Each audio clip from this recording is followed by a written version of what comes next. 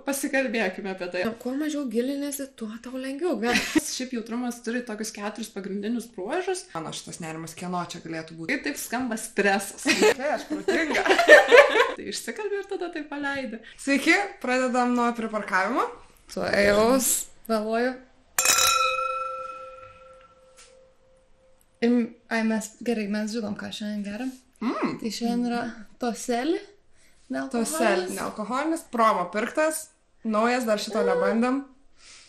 Jau rašo, kad jisai saldus, tai jaučia saldus, ne? Jaučiasi. Nu tai tradiciškai kaip vaikiška šampanas. Jo, man irgi kaip vaikiška, bet visai skanus. Turim šitą tendenciją, kad nealkoholiniai vynai dažnai yra labiau kaip limonadai kažkokie ir visiškai vyno iš tikrųjų neprimenantis. Tai kartais pradėjom gerti vietoj to kombučius, visokias fermentuotas arbatas, kurios kartais yra labiau vyną primenantis gėrimai net negu šie nealkoholiniai vynai. Bet, sakau, vaikiškas šampanas, jeigu čia būtų vaikiškas šampanas 10, kaip nealkoholinis vynas kokie... Aš 7 duos, nes man patinka limonadas. Aš Aš į mėnesį sakiau cukraus ir limonadų negersti, čia toksai šitas visiškai. Šiek nukrypimas į šoną. Taip, o jūs tikriausiai matote, kad mes vėl pasikvietėm svečių. Tai turim šiandieną Eglę pas mus. Aš ją žinau iš Instagramo, jeigu jūs gal irgi kas nors žinosite. Instagrame vadiniesi jautrumo dovana. Tai šiandien šnekėsim apie jautrumą ir jautrius žmonės ir kaip būti draugai su jautriais žmonėmis. Tai va, tai aš gal pradėsiu pasiklausyti tavęs, kaip tu supratai, kad esi jautrus žmogus, kada pas tave atėjo šitą, nežinau, suvokimas, ar kaip pradėjai domėtis jautrumu. Tai jautrumas iš tikrųjų atėjo gal kaip ir pas daugelį atlikus testą internete, pasižiūrėjus. Jinai šiaip turi testą, aš esu darius. Ne, tiesiog pasitikrinti, ar tikrai aš esu jautri, aš pasidariau. Esu taip savo svetainį sukūrusi tą testą pasitikrinti, nes iš tikrųjų jautrumas nėra kažkoks tai sutrikimas, jautrumas nėra kažkokia yda ar kažkoks tai, kad reikėtų specialių testų. Tai sužinojau, kad esu jautri tiesiog paskaičius internete savybės, pasidariau testą ir galvoju, wow, čia viskas apie mane. Ir tada pradėjau daugiau domėtis ir galvoju, oho, va čia tai toks buvo visiškai man naujas dalykas, nes atlikus tam kokią astrologijos ten analizę, tai vienaip save sužinai, o kai perskaičiau apie jautrumą, tai atsiskleidė visai kita mano pačios pusė. Jo, man irgi taip. Bet aš vat neatsimenu tiksliai, kada aš supratau, gal tiesiog, kad visada verkiau. Iš to, kad visose situacijose tiesiog verkiau ir man visada sakydavo, jūs tu per jautriai reaguoji. Ir tada aš visada galvodavau, kad čia tai many problema, kad nu tai tikrai, tai aš čia per jautriai reaguoju, čia kažkas ne taip. Ir po biškį, o irgi gal skaitant tiesiog kitų žmonių, tavo Instagramas irgi padėjo šiais metais labai tiesiog gal priimti save, kad aš jau jautri žinau, kad jautri asmenybė esu, bet priimti save, toksai, nu tai verkiu, nu tai ką padarysi, nu tai susitaikykit jūs su tuo, aš jau viskas, aš jau visą gyvenimą verkiau ir verksiu, o jūs jau tiesiog nekreipkite dėmesio, viskas gerai. Kad esu jautri, aš girdėjau nuo pat mažų dienų, net atsimenu tokį pirmą momentą, kai atėjau pas gydytoją kardiologą lygtais ir man paėmė pulsą pamatuoti ir sako, wow, kokia jautri mergaitė. Ir man toks buvo, nu, tuo metu jautri, ką čia reiškia, toks visiškai nesupratau ir tikrai dažnai girdėjau, tu per jautri reaguoji, tau reikia užsiauginti storesnę odą, aš lankiau karatė treniruotės, kad būčiau stipresnė, kietesnė, kad tiek neverkčiau, kad tiek nereaguočiau, bet tuo metu aš, sąmoningai nesupratau, kas tas jautrumas. Tai pirmą kartą sąmoningai tą testą atlikus, pati pasidomėjus, kas tai iš tikrųjų yra, tai tada jau pagavau, supratau apie ką tai, o prieš tai girdėdavau, nu, jautri, kad tos emocijos mano yra, bet galvoju, kas čia blogai su tom emocijom, nu, reaguoju, o kitiem kliūdavo tas. Tikrai, kažkodėl kitiem labai kliūna, aš gaudavau tokių frazių, kur, nu, tavim pasinaudos, tu žinai per, kaip čia lietuviškai, kur sako, emocijas. Labai atvira knyga. Atvira knyga ir man tikrai iš vyrų tokių suaugusių, aš kaip padavėja dirbdavau, gaudavau tokias frazes, kad tavim pasinaudos. Ir aš galvoju, Bet kur ta idėja tau ateina? Žinai, tu sėdi kaip vyras, tu žiūri į, nežinau, jautrę, galbūt pažeidžiamą merginą ir tu galvoji, jie pasinaudos. Kodėl? Nes tau pačiam tokia idėja kilo. Aha, tikrai, aš niekada negalvojau, man kildavo, kodėl tu taip, ir tada aš galvoju, reikia neutraliai, tipo turėti tokį neutralų veidą, užsidėti, nereaguoti nieką, kad niekas čia nesuprastų, kokie tie mano jausmai, bet aš žiūrėdama mūsų podcastą labai matau, kad kas nors pasako ir mano veidas taip, ir aš atsimenu, ką tuo momentu galvoju, tai viskas, tiesiog jeigu kas nors žiūrėtų į mane, viską suprastų, kaip aš jaučiuosi ir ką aš mąstau. Tai pavyzdžiui, dabar santykiuose, kai būna irgi, tikrai kažkas ten viduje sukirba, kažko tai supyksi ir ateina paklausti, kas yra? Nieko. O ant veido matosi, pasikeitė mina, pasikeitė kalbėjimo tonas, pasikeitė ta pati energija, visiškai ne tas žmogus, kas nieko. O viskas ant tavęs, kaip atvira knyga. Tai aš iš tikrųjų iš tos pusės, nematau čia nieko blogo, iš to, kad, tave lengva suprasti, kad kažkodėl mums atrodo, kad mums reikia kažkaip save paslėpti, užspausti, kažkodėl nenorim būti nuoširdus. Tai gal tai yra kažkokia tai išlikimo ta būsena, nes praeitis mūsų tikrai nėra ta lengvoji, kad tikrai žmonės turėjo daug laiko skirti išgyvenimui ir rodyti jausmų, gal nebuvo priimtina, toks būdavo. Ten, jeigu sunku, tai susijungti negali čia dabar ten pabūti tas silpnesnis, tai dabar tą tokį nešamės iš praeities, bet kadangi laikai keičiasi, to saugumo yra daugiau, tai galbūt jau pabiškai ateis tas perversmas, kada gali būti laisvesni, nuoširdesni, kad nereikia savęs slėpti po kažkiek tai kaukių, o galim būti savimi ir gal tas jautrumas taip jau ir nebeklius kitiems, nes ką irgi labai pastebiu, kad yra daugėja jautrių žmonių. Ir man net kartais atrodo, nežinau, aš kaip pasikalbu su kitais ir pasipasako, ką jie mėgsta veikti, ką jie norėtų, nes dažnai jautrumas, ne tik iš emocijų galima pasakyti apie žmogų, nes šiaip jautrumas turi tokius 4 pagrindinius bruožus. Tai pirmasis toks gylis, tas norėjimas, į gylio prasmės, kodėl čia yra, kodėl mes esam, nes tik jautrus tas žmogus atrodo tokį klausinėja, tas tokius klausimus. Tada ten jautri nervų sistema būna, kad sako, nenoriu gyventi mieste, man geriau kažkur į laukus, į mišką. Kad kuo toliau nuo triukšmo, kad atsipalaiduoju, nusiraminti, atrodo, su gyvūnais labiau noriu būti, negu su žmonėm bendrauti, nes visko atrodo per daug, tai irgi jautri ta nervų sistema. Taip pat bruožas yra smulkmenų detalių pastebėjimas, o tu matai, pasikeitė šukuosena, arba matai, pasikeitė jo emocija, arba kažkas jau apie tą žmogų nebe taip, arba važiuoja ir galvoja, palauk, tai čia ženklai kažkaip kitaip buvo, arba čia kelias kažkoks kitoks buvo, čia kažkas pasikeitė. Tai šitą bruožą turi irgi. Ir 4, taip pat jau tos emocijų gylis, bet tas toksai emocijų ne tai, kad ten mane sutrigrino, aš išsirekiau, o kaip tik tas toksai gebėjimas per grožį, kad tu žiūri kažką labai gražaus, pavyzdžiui, pati ant savęs pastebėjau, kaip, pavyzdžiui, daug žmonių būna ir jie visi vieningai dainuoja, arba kažką palaiko, tokį visi su grupė tu gali, ir aš tik jaučiu taip šarėlės, nes galvoju, kaip gražu, kaip tyra, kaip gera.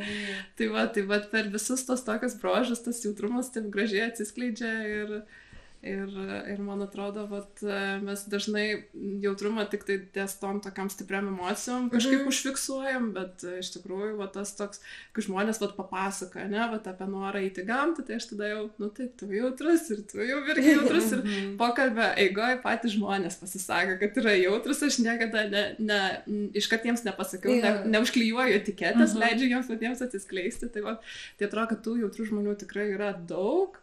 Ir gal ne visi tą pastebim, gal, nežinau, įdomu, kaip bus toliau, kaip tas jautrumas jisai, ar mes visi buvom ir esam jautrus, nes arba maskuojam daug, šito negaliu sakyti, nes... Ir šiaip vis tiek skalė yra kaip ir viskame, nėra tu arba nejautrus, arba jautrus, yra tikriausiai tie žmonės, kurie yra labai labai jautrus ir tada galbūt viskam, bet kur tu visiškai net sunku funkcionuoti galbūt, tada yra toks funkcionuojantis ir geras ir daug grožio, žinai, turintis jautrumas, nes tarkim, aš klausausi šitų bruožų, tai nėra, kad man labai reikia į gamtą, bet to pačiu man jau per sunku kartais mieste. Tai aš neskaitau savęs jautrų žmogum, bet nesu tas toks visiškai akmuo kažkoks, vis tiek irgi ten, tarkim, dėl tų detalių, aš supratau, kad jeigu yra žmonės, kurie yra jautrus ir vis jausdavosi blogai, kad yra jautrus, tai man atrodo, aš kartais jaučiuosi blogai, kad nesu jautri kai kuriuose situacijose. Tarkim, aš gal rečiau pastebiu kažkas, gal nepastebiu, kad žmogui emocijos,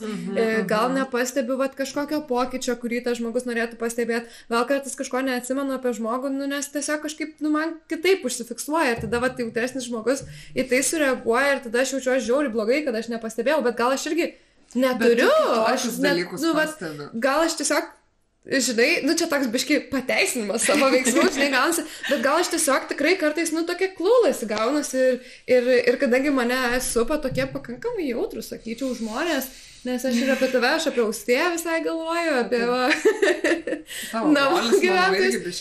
Jo, tai tada gaunasi, kad aš kaip tik jaučiuosi kaip toksai kažkoks juoda vis biški, dėl to, kad aš nesu ir neturiu tų dalykų. Tai įdomu visai pasiklausyti ir iš tos kitos pusės tikrai. Man dėl to emocijų aš labai pastebiu kitų žmonių. Kažkaip gal dėl to, kad aš savo pradedu pažint, bet ir dėl to būna, kad ateina, tarkim, prie stalo sėdim visa šeima ir kažkaip taip nuskaitau ir žiūriu, kažkas pasikeitė, jaučiu, kad kažkas pasikeitė ir žiūriu į veidą, tata jau čia nuleidus akis, jau kažkas ne taip, jau kažkas blogai, jau čia, kažkoks toks yra tų emocijų pajautimas, būna kartais net gerai, kad sėdi su draugais ir taip kažkoks nerimas kyla. Ir anksčiau aš priimdavau kaip savo, kad čia mano nerimas, o dabar jau paskutiniu momentu man tokia, okei, gerai.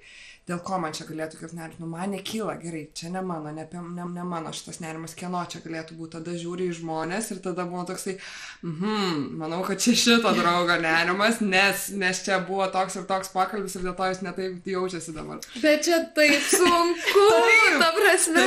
Ir taip tu tiek daug, ir anksčiau, kai nesupranti, kad kažkieno kito jausmai yra ir tu priemi kaip savo ir tau, tiesiog labai daug visko yra. Taip. Aš visą laiką sakiau žmonėm, kuo mažiau gilinėsi, tuo tau lengviau. Realiai, durnam būt, žinai, tokiam tipo bukam, tokiam, žinai, stereotipiniai blondiniai ar kokiai, yra tiek lengviau gyventi, ta prasme, kol tu, aš, pavyzdžiui, neieškau prasmės gyvenime ir aš žinau, kad mane tas stipriai man palengvina, žinai, man smagu, jeigu kažką gero žmonėm padarau, liuks, gerai, o ten kiti, žinai, būtina ten vaikų turėti, nes kažkaip aš įprasminti savo gyvenimą, čia ar ten dar kažkas, žinai, ar ten, ką, žinau, skaniai pavalgyti, man viskas labai paprastai, aš iš tavęs šito mokus, bet man rodos, kad aš ir supratau, kad mano prasmė gyvenime tiesiog būti savimi, nes čia yra geriausia, ką aš galiu duoti šiam pasauliui.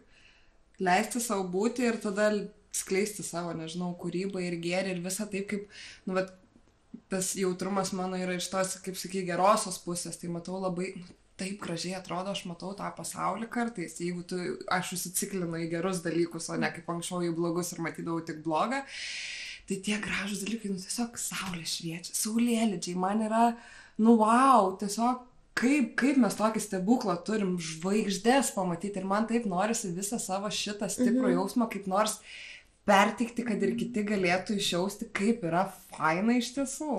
Man šitos suvokimas labai padėjo, kaip mano mama šiaip priklausomybių ligų centre dirbo ilgą laiką ir jinai, kaip mane jauną dar gal vaiką, ankstyvoj paauglystėj pasisodino, šnekėjo su manim, kodėl narkotikų nereikėtų vartoti. Tai visų pirma, aš jau pacientus pasiebiškai mačiusi buvau, bet jinai sakė, Goda, ta prasme, įsivaizduok, kaip tu dabar džiaugiesi gėlėm, saulė, vėjų, visais šitais dalykais. Sako, jeigu tu sugadinsi savo nervų sistemą stipriais narkotikais, viskas.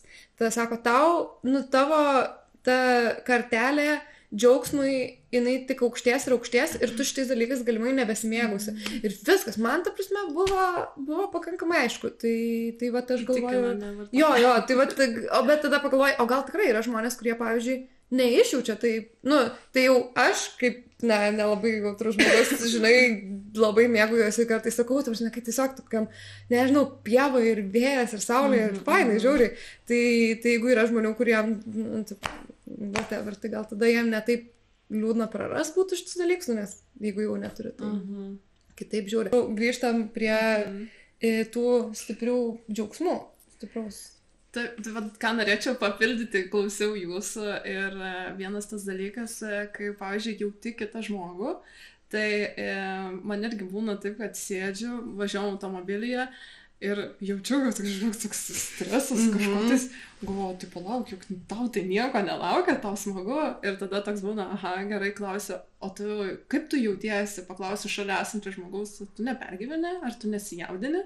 Ir tas žmogus dažniausiai pirma ta tokia reakcija būna, ne, kodėl, bet paskui įsikalbė ir tada toks būna, ai, nu jo, viskas aišku, ir tada per pokalbį tas žmogus nurimsta, atsipalaiduoja ir tu pats irgi atsipalaiduoja, nebejauti to jausmo. Tai vat, kai jaučiu, kad jau tai ne mano, kad kažkieno kito, aš stengiuosi pradėti pokalbį su tuo žmogum, kad neieškot, kodėl jis čia taip jaučiasi, neanalizuot to jausmo, o tiesiog, kad, tokį pokalbį jo, kad gal tas žmogus, padėsiu tam žmogui suprasti kažką tais, gal ir pačiai bus ramiau. Aš taip stengiuosi save stabdyti, anksčiau tikrai turėjau tokią savybę, analizuoti, klausti, iš kur čia, kodėl čia pateisinimų kažkokių ieškoti. O dabar tiesiog galvoju, gerai jaučiu, pasikalbėkime apie tai, ar aš čia tikrai jaučiu, gal irgi kažką čia ne to pagau, gal vis dėlto tai mano, tai tai išsikalbė ir tada tai paleidė. O dar irgi apie tą jautrumą, tikrai, jautrus žmogus nėra lygus jautriam žmogui. Kiek yra žmonių, tiek visi esam skirtingi ir tikrai yra vieni labiau jautresni, kiti mažiau jautresni. Ir yra tas toksai, kaip viena irgi sekėja labai gražiai man prašė, pati tuo metu taip dar nesuvokiau, nemačiau, bet yra tas toksai jautrumas, kai tu pastebi nemažus dalykus, pamatai tą gėrį, nori eiti to gilį, tą prasme, bet yra ir tas jautrumas, ką daug žmonių tik tai su emocijom,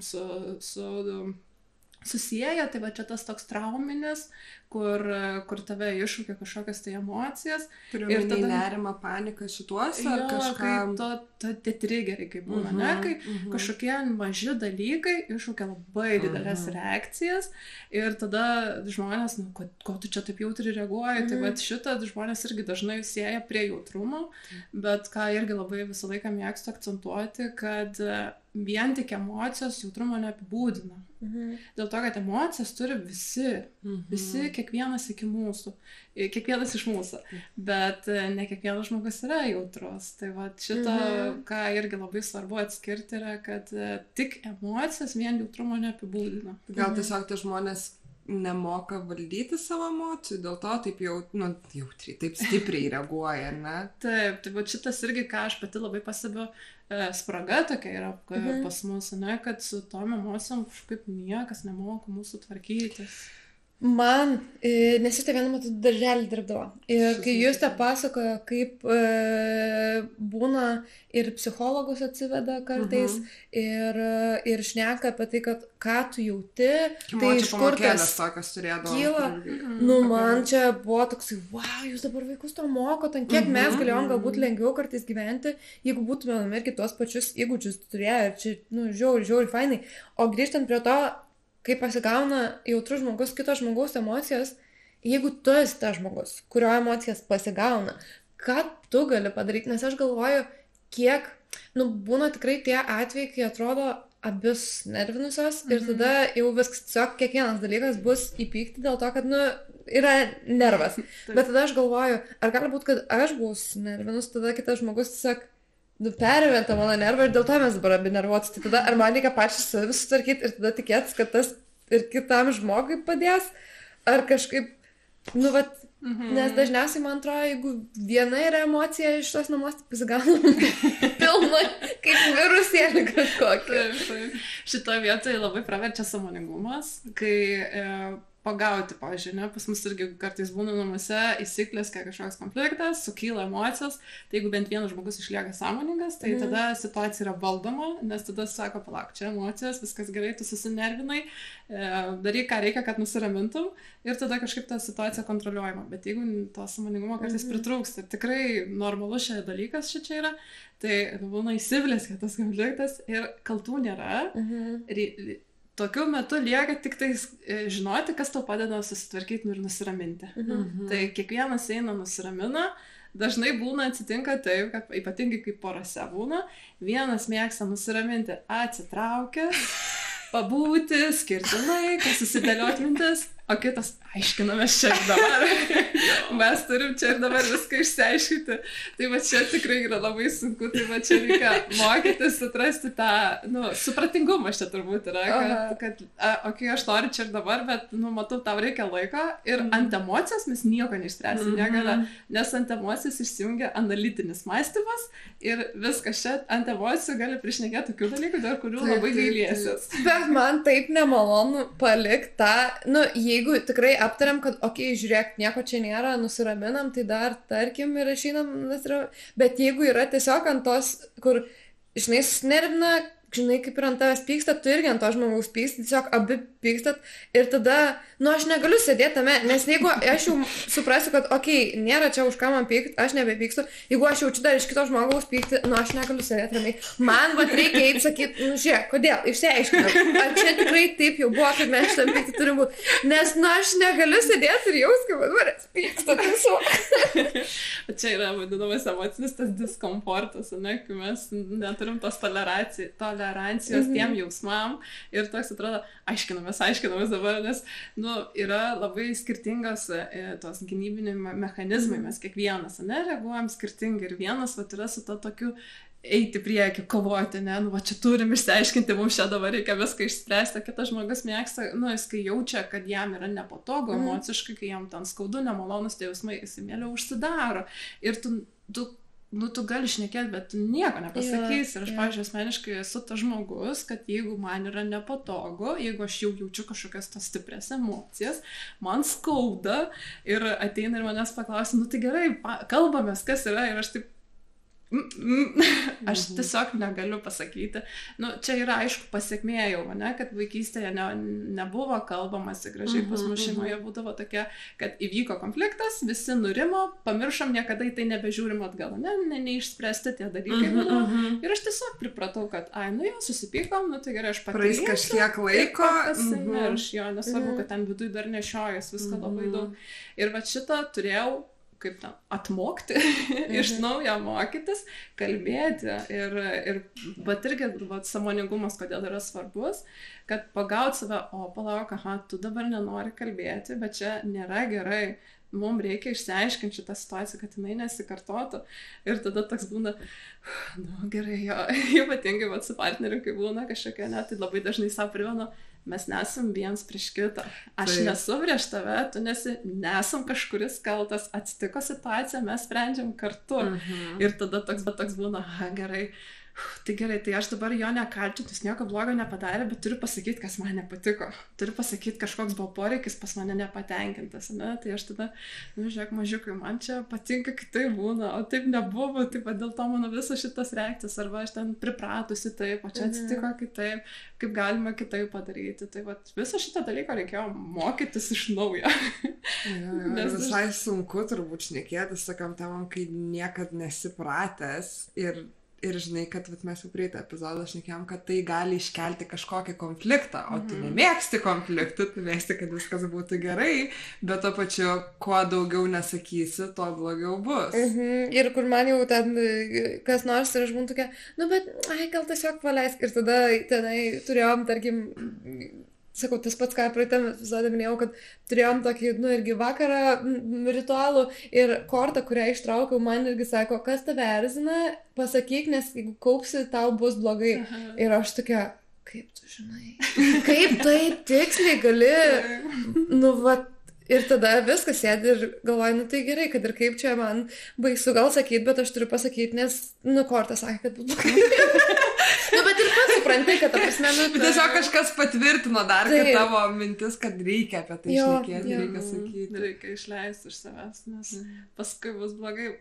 Aš irgi toksai buvau tas žmogus, kuris nemėgo konflikto, dažnas to jautrus žmogus bruožas, kad gerai, tyliai, ramiai, viskas, čia nieko neatsitiko, toks glaistimas, visą laiką gaisrų gesinimas, kad gerai, aš, tebūnė, aš blogai pasielgiau, tu teisus, paskui nesvarbu, kad viduj kaltini save dėl visko, bet man atrodo, kad tuos konfliktus tie konfliktai gali būti ne konfliktai, tai gali būti gražus pokalbiai ir čia irgi reikia mokyti šitą dalyką, nes labai dažnai atsitinka taip, kad mes pradedam kalbėtis ir irgi pasijaučiam nebesaugus ir pas mus prasideda tas toksai, tai reikia gintis, tai aš turiu pasiteisinti, tai aš dėl to taip elgiausi, ne šitas, ne šitas tas ir aš dažnai irgi sakau, palauk, stop, viskas, čia jau ten pateisinam, čia jau giname, sakau, tau gintis nereikia, mes esam saugioje aplinkoje, mes esam saugus ir tada, viskas gerai. Ir tas toksai, konflikto kaip ir nebelieka, mes gražiai pasigalvom, mes esam saugus, mes nesam viens prieš kitą,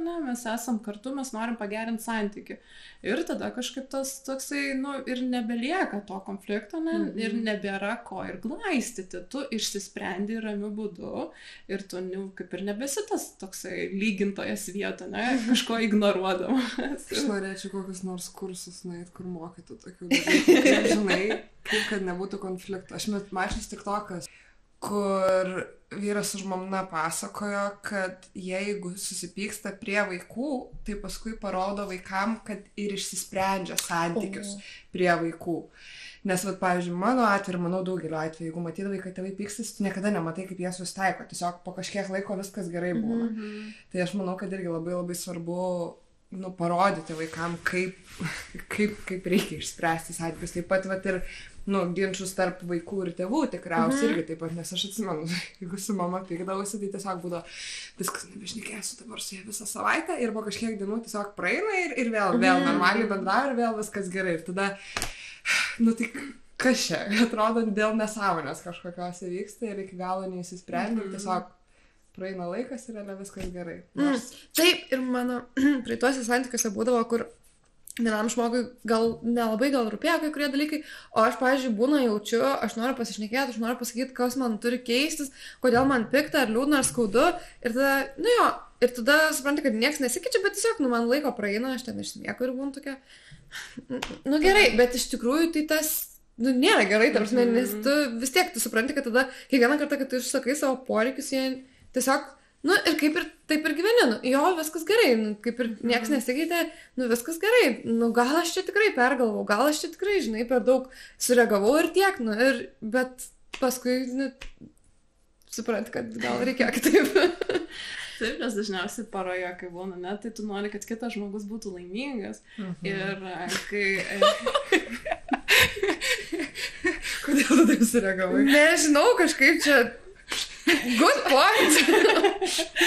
Tu stengiasi, kad kitas žmogus gerai jaustųsi ir jeigu tu matai, kad jis nesijaučia gerai, tu nori išklausyti, kas yra ne taip, nori pasistengti, nedaryti kažkokių dalykų, kas skaudina. O kartais atsitinka taip, kai žmogus nėra pakankamai sąmoningas ir būna, nemalonu, kad ateinu ir aš pasakau, ten aš sureagavau ir pasakau, man nepatiko, kaip tu pasielgiai ir kitam žmogui, jisai nepradirbė su savim, nežino, kaip dirbti, nežino, kaip atsisukti save, ir būna, ką tu čia prisigalvojai. Arba, vėl čia per jautriai sureagavai ir kai tu dar neturi tos stiprybės, kad, mano jausmai yra, valid, ta prasme, kad jie yra, teisingi, aš gerai jaučiu ir kad čia neišsigalvoju, tai tu tada pradedi save taip menkinti, mažinti, gaslaitinti, kad, gal tikrai aš čia gal prisigalvoju, gal čia per daug noriu, bet iš tikrųjų, tai, tokiam sveikame santykiai, aš manau, kad turi būti toks, girdžiu tave, pasistengsiu, gal iš pirmo karto nepavyks, bet per tą pokalbį mums išeis, nes kas įstinga, kad, gerai, aš ten, sako man, kad aš prisigalvojau, gerai, aš prisigalvojau, bet kitą kartą vėl ta pati reakcija, ir toks susitempęs, reiškia, mes neišsprendžiam šito dalyko ir tada per kurį, tai šito dalyko neišsprendai, man tie tokie neišspręsti dalykai yra kaip akmenukai į batą. Į batą, ir vienas akmenukas, ir antras, jau nuo vieno akmenuko jau yra nepatogu. Tai kuo daugiau tokio akmenukų, tuo, kaip sakant, sunkiau, tuo daugiau nuoskaudų prisikaupia. Ir kaip irgi sako, negaliu atleisti žmogui, negaliu ten mylėti, pilna širdim dėl to, kad negali išsikalbėti su žmogum, kad nėra priėmimo, kad yra, tu prisigalvoji, vėl grįžtam į tą, nėra saugumo jausmo, kad mes nesijaučiam, ir kodėl tą jautrumą dažnai irgi mėgsta nuneigti, kad čia silpnumo bruožas, dėl to, kad niekas nesijaučia saugus rodyti savo jausmus. O čia iš tikrųjų, viskas yra gerai. Taip, nes Tai tikslas, pavyzdžiui, toje pačioje paroje ir su draugais, ta prasme, nu, turėti pozityvų santykį, turėti emocijas, nu, nes turėtų tau kelt meilę ar draugystę ar kažkokias savo emocijas. Tai jeigu jų nėra, tai, nu, tas ir negali būti pozityvių be negatyvių visiškai. Bet aš tai irgi, man šie metai daug yra pamokų, kur aš tiesiog, nu, vat, kadangi buvo kažkaip praeitam santykiai visai kitokia dinamika. Ir tada reikia mokintis pyktis, vat irgi konfliktus apskritai. Tada pirmas kažkoks mini nesutarimas ir aš jau tokia, nu tai jau čia blogai aiškiai, nes aš tai neatsimenu, nu ta prasme, kaip nesiteisint visą laiką, kaip nu priimti tiesiog vietoj to, kad bandytum sakyti, nu bet tai čia dėl to, kad ir čia didelis darbas ir ypač, kai ta prasme, tu tą mokiniesi ne tada, kai tavo smegenys dar žiauriai šviežius, tada kai jau pilnai susiformavusius ir tada reikia, tas pokytis yra žymiai sunkesnis kartais, bet verta. Verta, tikrai verta. Svarbu nespaus savęs, kad man turi iš pirmo karto pavykti. Tokį duot savo laiko, mokytis, bandyti ir kad jeigu ten padariau, nu ne taip kaip gal reikia, kaip rekomenduoja, nu gerai, nieko tokio, kitą kartą pasistengsiu, padarysiu. Na, tai tos pastangos jos, nu, duoda vaisių. Verta stengtis, verta bandyti, nes rezultatai tai, wow, toksai, ta prasme, rezultatas, man atrodo, gaunasi kaip motivacija tęsti tai, ką pradėjai.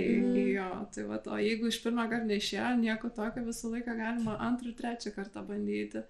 Čia tas pas mus gal toks atsineštas, kad jau iš pirmą kartą neturi pavykti, tai tas irgi tobulumo toksai siekimas, ne, kas irgi labai dažnai būdinga jautriems žmonėms, tai va, man turi iš pirmą kartą pavykti. Taip, ir nepavyksta, ir viskas pasaulis griūna, ir aš čia nevykėlė, ir čia viskas blogai, o Dieve, kaip aš džiaugiuosi pabiški, kad pavyksta man šitą nusiimti, tą tokią tobulumo kažkokią kaukę, kad čia būtinai viskas turi. Ir sunku kartu sudarinti, ta prasme, mes, nu vis tiek, yra tikriausiai draugystės tie tokie lygiai, kur tiesiog su draugu karts nuo karto susitinki, labai lengva būti draugais. Jeigu tu vis dažniau mataisi, vis daugiau apie tą žmogų pastebi, jeigu gyveni arba keliauji kartu, naujas problemas išlysta ir kurt kažką kartu yra dar vienas įdomus draugystės toksai... Pažinimas. Nebūtinai išbandymas, bet vis tiek, va, toksai mes. Yra, tarkim, žmogus, kur man patinka, jeigu man gaunasi iš pirmo karto ir aš dažnai atsisakau kai kurių dalykų, kurie man gal irgi nesigauna, bet mano ar gavosi ar nesigavo įvertinimo skalė yra visiškai kita negu kai kurių merginų. Man, ta prasme, stovi dalykas, pastatyta, padaryta, ta prasme, gerai, nu čia jo, biškitas garsas, bet tai čia, nu bet yra kažkas. Man yra, aš kažką padariau. Liuks. Gavosi. O aš detalės visą žiūriu. Ir man biški garsas ne taip ir aš jau... Tai dabar jau man tokia, nu nesvarbu, viskas. Nu, jo, ta prasme, jeigu mes norim tobulai, tai reikia visiškai, nu, arba nedaryt, arba tada jau investuoti žiauriai lėšas, setupą darytis, tikriausiai jau kažkokia gal studijoje ten filmuoti. Studijoje irgi yra kitų problemų, nes mums nepakankamai jauk ten, tarkim, ar kažkas. Nu, čia viskas ir tada, kadangi pradedi galvoti apie tos, nu, va, tas negerai, anas negerai, tada tiesiog nieko nedarai, tai aš esu, nu, gerai, darom, feilas, tai feilas, bet, nu, feilint, visiškai feilint, tai ačiū nereikia. Ne man. Nekraštutinumai, jo. Aš sakau, mano visiškai kita kartelė. Taip, aš tai, vat klausau tavęs ir galvoju, vat iš tokių žmonių aš semiuosi pavyzdžio. Taip, aš iš jos mokinuosi, vėlia kaip. Taip, nes aš irgi esu iš tų, kur siekiu to tobulumo ir kaip kuriu Instagram'e turinį ir labai daug turinio lieka nepasidalinta, nes nepatiko apšvietimas, nepatiko, kaip ištariau vieną žodį, kaip, nu, va, tokių būna, tokių tikrai smulkmenų, menkniekių, kurie, nu, pasidalinkit esmę, tai pasakei, nieks nežino, kaip tu tiksliai ten norėjai pasakyti. Tai va, aš dažnai irgi stengiuosi, kad, Eglė, svarbu, tu padarai rezultatą, patikrinai, ar iš vis tai įdomu kažkam, ar iš vis tai naudinga, kaip tu pati jautiesi, nes būna, kad kai padarai, tai tada žiūrėk jau dar ir, o atsiveria, kad ir čia dar galima, ir čia dar galima, nes nebestovi jau tam pačiam taške, kur buvai prieš tai. Tai va šitą dalyką aš iki pat šiandien dar mokusi irgi ir dažnai save būna irgi, va, nufilmavau mokymus, norėjau, iš viso norėjau, nufilmuoti gražiai tos mokymus irgi, išsikraustėm, nebeturiu darbo stalo. galo. Kaip dabar man filmuoti, galvoju, negaliu jau vėl nukelinėti iki kažkada, kol bus labai tobulos sąlygos. Tai atsisėdau ten ant sofos, pasidėjau viską gražiai, ant pagalvėlius, atsisėdau ir nufilmavau ir taip savim didžiavausi. Galvoju, jas man pavyko ir pagaliau įveikiau tokį tobulumo siekimą, tą perfekcionizmą, kur toks tavo. Gerai, čia turi viskas būti tobulą, bet iš tikrųjų, jeigu nori nueiti gyvenime kažkur tais, tai turi kartais tą tobulumą, tai va, nes yra saugu, ne visiškai ten 100% kažką padaryti.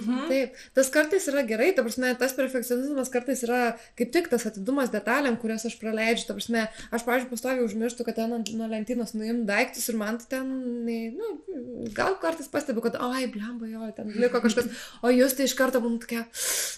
Va, ir čia yra gerai, kad, ta prasme, tas perfekcionizmas kartais primena kažkokias detalės, tikriausiai kai kuriuose darbuose labai naudinga tą turėti. Man su renginiais, kai dirbau, mane pastoviai girdavo, nes sakė, tu viską pastebi, visas detalės. Bet tuo pačiu svarbu, kad tas taptų tau privalumu, o ne visiškų stabdžių gyvenime.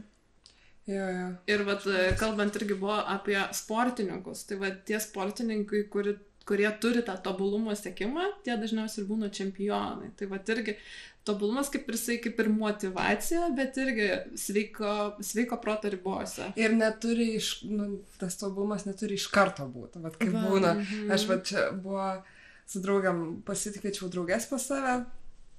Ir galvoju, magai, padarysiu ten taip ir įsivaizdavau viską ir galvoju, palauk jūs. Tau į laiką suspėti visko nepavyks. Tau čia taip neturi čia tiek vietos šitam dalykui. Šitas irgi. Gali kitais metais. Dabar tiesiog pasidaryk paprastai, pasižiūrėk, ar iš viso ateis tavo draugas, ar jom patiks, ar bus įdomu, o kitais metais galėsi patobinti, paskui vėl patobinti ir galėsi po truputį to tobulumo siekti. Tau nebūtina iš karto padaryti taip nuostabiai, kur ten ir finansų belekiek kainuos, ir laiko belekiek kainuos, o tugi ir darbą turi, ir dar tai neįmanoma tiesiog kartais suderinti ir aš dabar jau žiūriu į save, savo mintyse, galvoju, šito tikrai nepavyks, jūs ten net negalvok taip, šitą supaprastink iki taip, kur taip, logiškai pagalvojus, kad gautųsi. Visiškai taip pat vyksta, aš su IT sektorium dirbu, visiškai taip vyksta developmentas. Ateina klientas, sako, aš noriu kalnų, žinai, ir tada tu sakai, okei, gerai, žiūrėkit. Tam, kad būtų kalnas, mums galima šitų 5 dalių ir galbūt jums fainai būtų pirmą turėti kalvą, tam, kad jau bent kažką turėtume, tada... Paviškiauk. Jo, bet taip visiškai taip pat sakau, tai čia... Aš protinga. Aš turiu mentorystėje žmonių ir labai dažnai ateidavo pas mane su tokia problema, kad noriu čia ir dabar visko, bet čia ir dabar negaliu turėti ir dabar pas mane viskas viduj verda, tų emocijų pilna, aš nežinau, ką daryti. Ir pradžią pirmą kartą, kai išgirdau, tai, atrodo, paaiškinę, tokiu būdu, kad čia pabiški daryk. Paskui pradėjau gilintis, kodėl taip yra, ne? Kas čia pas mus taip skatina tokį tobulumą iškart čia ir dabar turėti. Tai pasirodo yra tas stresas, kai mes susikeliam savo stresą, patys save kažkokią tais viziją didžiulę, mes susikeliam savo stresą ir mes tada norim visko čia ir dabar, nebelieka jokios kantrybės, nebelieka jokios ramybės, reikia visko, kai tu esi strese, tai kas dažniausiai atsitinka, tau reikia kažkur pabėgti, kažkur išeiti, tai galiausiai būna arba aš nieko nebedarau, arba pradedu darau ten visiškai kažką į šoną, kas net nesusiję ir kai tu jau pagauni, kad tu nori čia ir dabar, tai čia yra pirmas ženklas, kad tu jau esi strese, kad tu kažkur savo ten užsikėlei mintimis, kažkur nuėjai į priekį galbūt ir reikia sugrįžti čia į dabar momentą, nusiraminti, nes kai tu esi ramybės būsenai, tai tada jau žiūri, kad galiu, iš tikrųjų gal ir galiu po tą mažą žingsnelį daryti. Tai ir čia tai būna, kai tu susitelki į rezultatą, o ne į procesą. Aš šiais metais tikrai labai pradėjau mėgautis procesu. Koks skirtumas, kaip ten gausis, bet tarkim mūsų podcastas.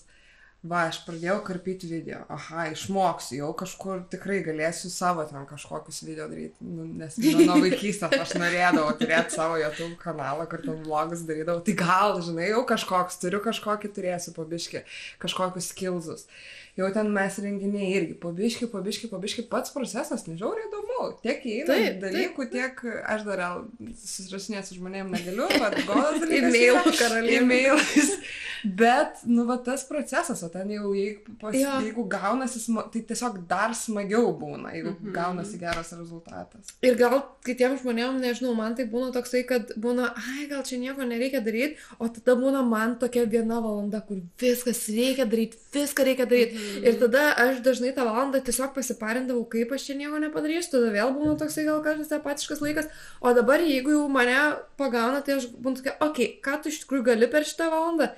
Gerai, tai gal aš e-mailą kažkam galiu parašyti, tai va taip buvo, kur aš ten iš glowing kokį vieną postą šaunu ir žinau, kad tada man ta motyvacija gal praeis, bet tada aš jau gausiu tam postą atsakymų, tada aš galėsiu daryti kažkokius kitus stepsus ten, arba papaustinsiu TikToką ir paskui vėl man motivacijos nebebus, bet po to TikToko aš gal pamatysiu, ar susidomėję žmonės to renginiu, va kažką, tada vėl ramiai, tada šiandien pakursiu ten grupę, šiandien kažką, nu ir va taip tiesiog, kai pagaunu tą motivacijos valandą ir pusdienį ar kažką, tai pasidarau iš karto kažkokį 1-2 darbelius, kurie tiesiog, nu, tą sniego gniūžtą pabiškį bildina ir viskas. Nu, ir tada babiai žiūrėk, planuojam. Tikrai tu šį mėnesį labai gerai išnaudojai savo šitą reikia ir man. Aš tai būnu užsikuriu ir būnu tokia, ir ta. Ir tada per daug būna, atrodo, per daug įsijautrinu ir net nežinau, kur tą emociją padėti ir būnu tokia, reikia pašokti prieš veidrodį. Ir tada pasileidė muziką, išsišokė, arba su kažkoje pasišnekėti ar išsirašyti ir tada jau galiu kažką. Čia labai stipru, labai geras momentas, aš pati pradėjau mokyti save tą daryti, kad tai atsisėdi, o ne, kiek viską reikia padaryti ir tą padaryti ir tiek viskas ištinsta galvoje, kad nieko atrodo nebegali daryti ir nieko nepadarai ir paskui dienos gali pykti ant savęs, kad visą dieną nieko nepadarai, tiesiog stresavai. Tai aš labai irgi stengiuosi, taip atsisėdau, jau užgulė galvo, viskas gerai, viskas imu šunį ir einu pasivaikščioti. Nežinau, kad nusiraminsiu, susigulės ir tada ateis, gerai, šiandien reikia padaryti šitą vieną darbą ir arba būna ten kažką padarai, va ten pasivaikštai, arba pašokį prieš veidrodį ir atsisėdi ir tada taip, gerai, susirašai. Šiandien padarysiu 3 darbus. Ir viskas, ir vieną po kito padarai ir toksai, tikrai pradedi išjudėti iš taško. Tikrai buvo metai, gal dirbau samdomam darbe ir buvau tokia perdegusi, tiesiog visur mane buvo daug, visokių ir pareigų skirtingų turėjau ir aš kai išėjau iš tą darbą, man toksai buvo, aš tiesiog norėjau gulėti lovai. Ir tas buvo, kad, aš ir toks viduje tai reikia daryti, kaip tu čia turi kažkom užsimti, aplinkiniai irgi, tai ką tu čia darysi, kuo tu čia užsimsi, kokia čia dabar bus tavo profesija, ką tu toliau darysi gyvenime, ar čia eisi ant savęs, ar čia toliau eisi kažkur darbintis. Ir tas buvo, Dieve, leiskit man tiesiog pailsėti, nuo visko atsigauti. Ir realiai man reikėjo kokių 2 gerų metų. 2 gerų metų, kad aš dabar jaučiu, kad aš vėl kažką noriu dirbti, aš vėl kažką noriu daryti ir stengtis daryti daugiau. Tai irgi paskui irgi domėjausi, čia yra irgi tokia ilgalaikio streso pasekmė, kai darbe nuolat būna toks stresas, tu pripranti gyventi strese ir tau reikia dar streso, kad tu gautum energijos, tai yra, kad tu natūraliai tau neužtenka pasivaikščioti gamtoje, ne, kad tu pasikrautum, tau jau reikia tų iššūkių, tau reikia to adrenalino, tau reikia paskutinę minutę viską daryti, nes tik tada pasidarai. Taip, tau reikia vis daugiau to, toks, ir gaunasi kaip priklausomybė stresą, tam gyvenimui, kuris tau nepatinka. Tai tai kai viską taip drastiškai nutraukiau, tai tada toks buvo, wow. Ir tuo metu nesusidūriau su nieko, kas apie tai kalbėtų. Tas gal buvo sunku ir aš tuo metu kaip ir ilsėjausi, bet viduje save griaužiau. Taip. Aš labai galvoju apie mūsų draugę Austėją tuo metu, kuri ilsisi kaip ir keliauja su vyru, bet aš žinau, kad jinai pastoviai galvoja, o tai kas bus, kai grįšiu. Gal nepastoviai, bet tikrai iškyla jai nerimas. Ir tada aš galvoju, kad tada tu irgi prarandi kaip ir tą poilsio laiką, kurį galėjai turėti žiauriai gražų, dėl to, kad visą laiką galvoji, kas toliau. Ir, reikia kažkaip tą... Aš labai irgi gyvenau tokiam, net turbūt daugiau negu 2 metus, bet man stresas kilo turbūt iš, nežinau, pati savo susikūriau iš visų šeimos dalykų. Taip, bet, nėra, kad tu susikūrei, vis tiek, tau, tarkim, visą laiką pastoviai žmonės klausdavo irgi, kuo ten išsiimsi, ką ten, kur, ką tu su savim darai, žinai, ir tada tau irgi stresas. Ir man irgi būdavo, kur reikėjo tiesiog man išsigulėti lovai, mėnesius nieko nedaryti, bet to pačiu tu guli lovai, nieko nedarai ir mintyse, tai tą tau reikia padaryti, tu čia, o šito nepadarai ir šito nepadarai, o tu pažiūrėk, prieš 3 metus tu ten galėjai kažką padaryti, bet irgi nepadarai ir dabar čia tas ir non-stop varo tos mintis. Ir net neturėčiau patarimo, ką pasakyti, kad sustabdyti tas mintis. Man sakydavo, tiesiog jeigu jau ilsiesi, leisk savo ilsėtis ir negrauši savęs, kad tu ilsiesi, nes tik tada pailsėsi. O jeigu tu grauši pastoviai save, tai ir... Man padėjo tas toksai suvokimas, kad kai tu esi strese, tu labai daug energijos išnaudoji, tau sukyla tie hormonai, adrenalinas, kortizolis. Ir iš kur iš vis atėjo tas toksai mechanizmas, iš to išgyvenimo, kaip, pavyzdžiui, kad tu esi kokioje gamtoje, ir ten nuo liūto, kaip gazelė, turi pabėgti, tai jai sukyla stresas, jinai gauna papildomai energijos ir jinai gali pabėgti. Ir kai jinai pabėga, mums reikia to laiko atsigauti. Ir jeigu tu bėgai kokį stresą patyrei 20 minučių, tai tau reikia žymiai daugiau laiko atsigauti, kokios valandos reikia. Ir kai tu gyveni ten strese, kokius metus, man, pavyzdžiui, asmeniškai po kažkokio tais dienos vieno renginio, man reikia kokių 3 dienų, kad aš atsigaučiau.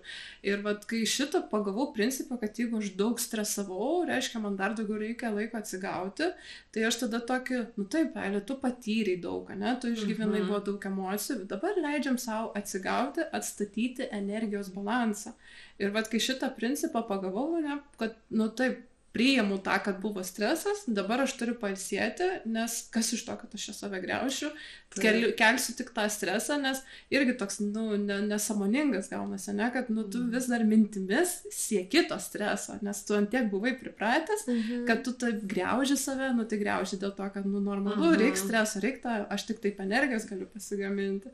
Tai kai sąmoningai supranti, kad aš noriu ramiai savo gražinti energijos resursą, kad man reikia pasivaikščiojimo, aš nenoriu, kodėl pradeda gerti kavą, irgi, nes, kaip kitaip aš tos energijos gausiu, tai man reikia, arba ten energetinis kokius gėrimus, miegi 5 valandas ir tada energetinis šauna ir, o jėga, aš čia toks energijos daug turiu.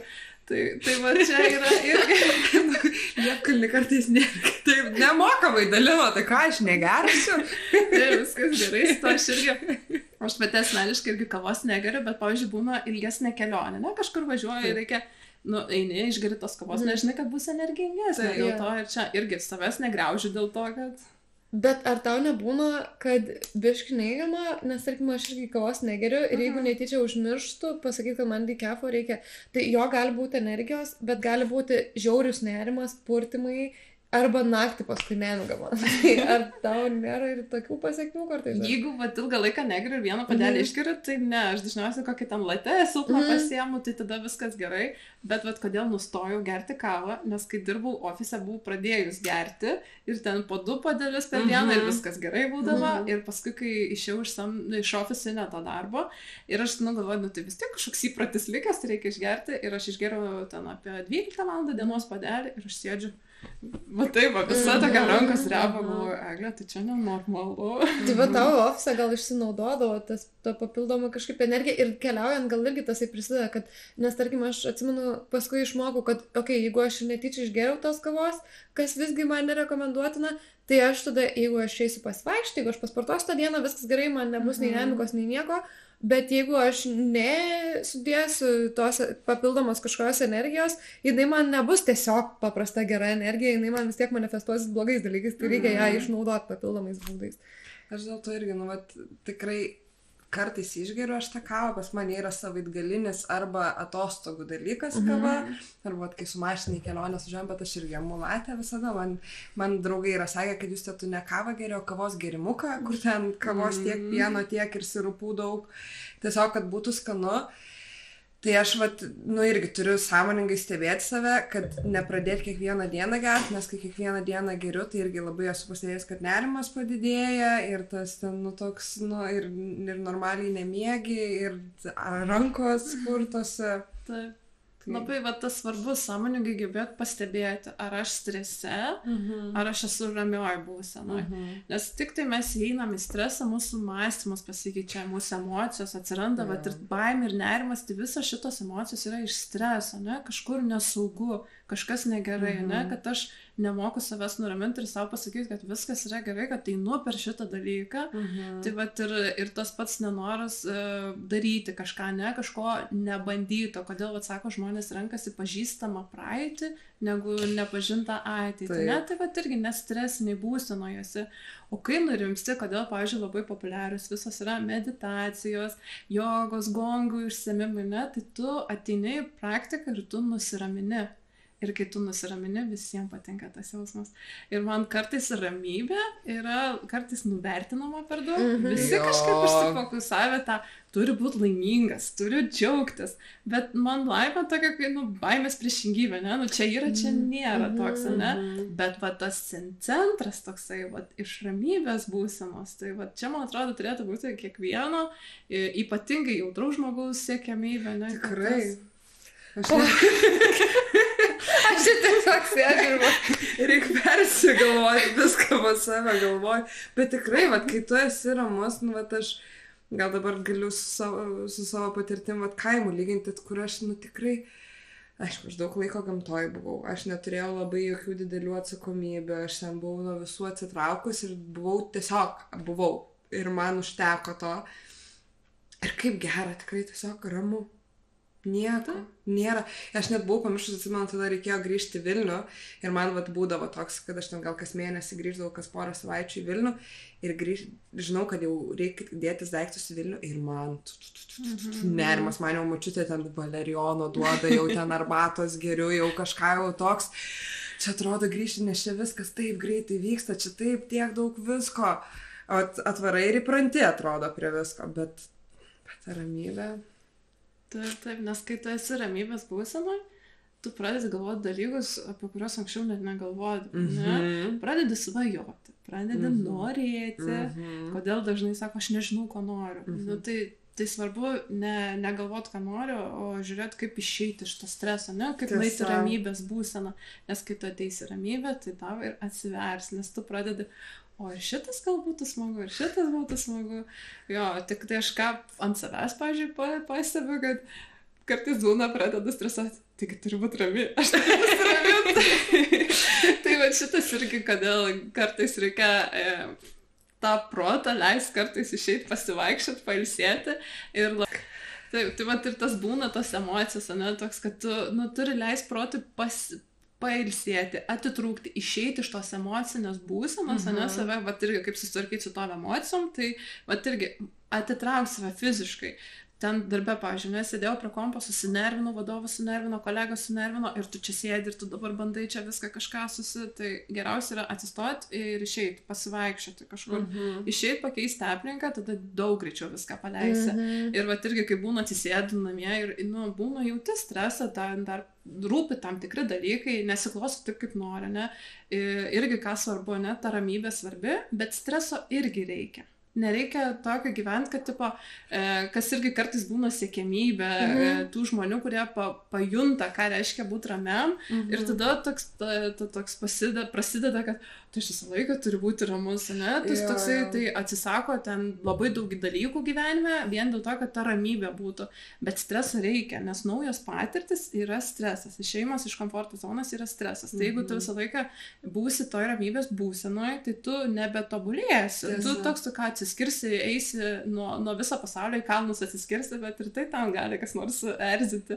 Taip pat tai stresas turi būti mūsų gyvenime, bet jis neturi dominuoti, ramybė turi dominuoti, bet streso reikia nebijoti, nevengti. Ir aš kartais ir save ir pagaunu, ne, kad, o ne, aš stresuoju ir turi būti rami, bet galvoju, nu tai gerai, biškai dabar pasistresinsiu, kažkas svarbus, einu per etapą ir paskui, nusiraminsiu, arba būna kažkas neišeina, darau ir galvoju, o jats, kas čia jau visas tas streso mintis, tas ir nerimas, ir overthinkinimas, ir tada gerai, einam kažką visiškai priešingo padarysim. Ir aš tada išvažiuoju kur nors, kompą užlenkiu ir tada kelias dienas pailsiu ir taip, o wow, tai taip galėčiau padaryti. Ir tada ateina atsakymai. Ta ramybė ateina, jo, tai va, toks yra, ta prasme, kuo daugiau domiesi, tuo daugiau viską sužinai, bet ką labai svarbaus esu sužinojus, kad reikia vengti kraštutinumų.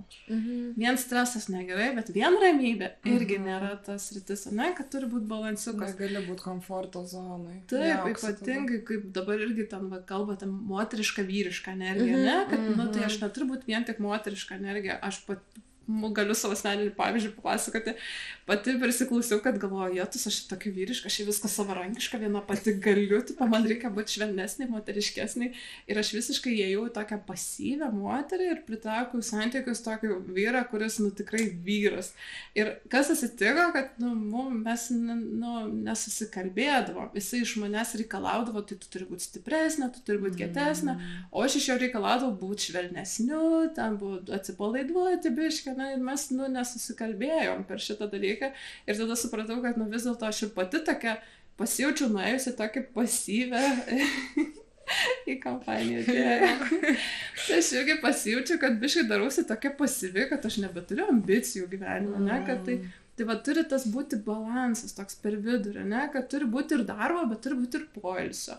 Turi būti asmeniniam ambicijom, bet turi skirti laiko ir šeimai, ir draugam. Tai va, kaip tą balansą palaikyti, man atrodo, mes kiekvienas mokomės. Taip, ir kiekvienas savaip turi atrasti, kiekvienam tas balansas kitoks turbūt yra. Taip, nes ir kaip ir, pavyzdžiui, su emocija, savireguliacijai. Vienam patinka atsistoti prieš veidrodį ir išsišokti, kitam patinka nueiti pamedituoti. Bet, pavyzdžiui, jeigu tu jauti kokį pyktę, tau sukyla, tai tu toksai noris kaip tik duoti kam nors susnukį tokį, tai, tai tau meditacija yra pats blogiausias dalykas. Tu to pykčio neišleisi, sėdėdamas ir medituodamas. Aš svarsčiau vakar, nes irgi turėjau darbę tokią situaciją, kur mane žiūri, sunervino šiek tiek toksai žmonių nesugebėjimas prisimti atsakomybės už savo veiksmus. Ir gerai, kad kaip tik buvo vienas, kurių manęs nervino, aš tokia buvau, viskas, sakau, varom į sportą, nes ir planavau ten per pietus nuvaryti sportą. Tada tenai būnant, aš vis tiek atrašinėjau, kad nestriktų darbai kitiems žmonėms. Ir tada aš pamačiau kitas žinutes, kuria irgi buvo tokia... Ir viskas, aš jau tokia ir aš galvoju, aš noriu mokėti padaužyti kriaušę. Nes man va dabar, ko iš tikrųjų norėtųsi, tai padaužyti kriaušę. Tai padariau ten to savo su svareliais, bet irgi jaučiu, kaip tiesiog kitaip darosi. Nes dariau vieną setą, pasižiūrėjau žinutės, buvo tokia ir jaučiu, ir nuvariau, bet pasiskundžiau draugiai ir jinai tokia, matau jau, kad tau negerai, ar apkabinimo ir aš tokia... iš tikrųjų tai ne. Aš suprantu, kodėl jai yra tas noras, nes gal jai tas padėtų, bet man, viskas okei, bet iš tikrųjų tai man reikia fiziškai išleisti šitus dalykus ir apkabinimas į kitą pusę eina. Ta prasme, man neliūdna man dabar, man piktai. Ir ašarojimas kartais prasideda, būna iš pykčio, ta prasme, kai kuriais atvejais ir tada labai lengva žmogui įsivaizduoti, kad tau liūdna ir skaudu, kai čia yra tiesiog toksai šalutinis pykčio efektas ir reikia šitų nemaišyti, žinai, toksai... Mes su jūs skusdavomės viena kitai, kaip prastai yra, kad jeigu apsiverki iš pykčio, tada tavęs niekad rimtai nepriima. Jo. Arba šiaip, kai apsiverki, niekas tavęs rimtai nepriima, pas mane šeimoje būdavo šitas. Man tai iš pykčio norisi dažnai rėkt. Bet nėra kur, kad tavęs nepradėtų, žinai, kas nors neišsigąstų. Mašina yra sprendimas šitiems dalykams, bent jau man tai aš išsirėkdavau. Aš neteisės išsilaikiau, tai man dar nesu išbandžius, reikės išbandyti, nes gyvenau anksčiau su draugais Ir sakė, nueik į sandėliuką, tikrai išsiriek, pabengink. Tipo, mes pažiūrėsim, ar girdisi. Žiauriai girdisi. Ir sako, tavo toks riksmas, kad galėtum siaubo filmą sufilmuotis. Techniškai esu filmavusi siaubo filmą. Techniškai esu. Neišvys dienos šviesos šitas. Tai va. Tai kas va yra įdomu, pavyzdžiui, jautriam žmogui, pyktis asocijuojasi dažniausiai, kaip mes matom, kaip kiti pyksta, ne, kad ten daužo indus, daužo daiktus, kažkur kumščius paleidžia, ne, ir dažnai žmogus jautrus, jisai kaip pas mus didesni veidrodiniai neuronai yra, ir mes stengiamės kažkaip, sako, kad negerai taip daryti, ne, tai mes vietoj to, kad, nedaužytumėm lėkščių, mes pradedam pačio pykčio vengti, ir būna, kad sunku išreikšti tą pyktį, nes sakyti, aš niekada nepykstu, aš nepykstu, o nors iš tikrųjų to pas tave ten viduje verda, tai pat irgi labai svarbu irgi tą tokį mokėti santykį, kad, daužimas lėkščių nėra pyktis, tai yra išraiška pykčio, ne, kad irgi mokytis atskirti.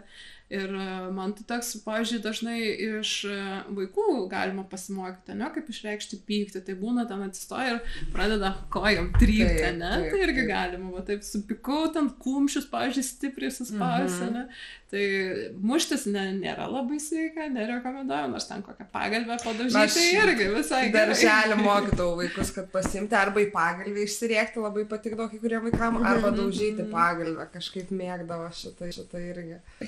Pyktis, mes dar esam buvusios, mes tada nepykom, bet Rage Room'e. Ai, taip, mūsų draugai podcast'o daužykla yra, tai mes kirius tada mėtėm. Jo, tai irgi visai, aš manau, kaip pyksti, nuvaryti tokį, visai smagu. Dar tada aš nebuvau pikta, bet buvo smagu. Pavyzdžiui, pasileidi ir jeigu turi, pavyzdžiui, kažką skupęs, gali pabandyti pagalvoti, man tuo metu irgi jau nebuvo aktyviai nieko, bet šiaip, va, ir, tiesiog išjauti gal kitokią negu įprastą emociją, visgi irgi tokio azarto ar kažko, ir jie turi ir tą indų daužymą, kur tada neprišiukšlinsi ir būtinai reikėtų šį pakinukus užsidėti, nes su tuo galima labai susižalot, bet jo, tai galima tą ir pramoginę formą pasidaryti, jeigu jauti, arba kartais gal tiesiog, ta prasme, jeigu ir neturi tų emocijų, nuvaryt, išleist, gal ką nejautai, bet vis tiek tas kažką... Galba kažkada užsilikė ir neišjautai.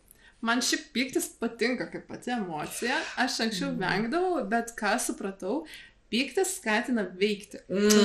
Ir aš, pavyzdžiui, labai dažnai supykstu ant savęs, galvoju, iš tikrųjų, Eglė, kodėl tu nedarai, kas tave stabdo, kodėl tau rūpi, ką kiti galvoja, ne? Tai toks būdavo, supykdavau ant savęs ir nueidavau kitą dieną padarydavau. Irgi, kad svarbu ne ant emocijos, bet supykau, nusiraminau ir kitą dieną ten susirašiau veiksmų planą, nuėjau ir pasidariau viską. Tai man pyktis patinka, tikrai nereikia jo vengti ir sakau, mes tik tai tos stereotipus matome, ne? Kad ten kažkokį daužymą, kad tai tu čia nepyk, irgi, kas dažnai, ką dažnai girdėdavo, ne?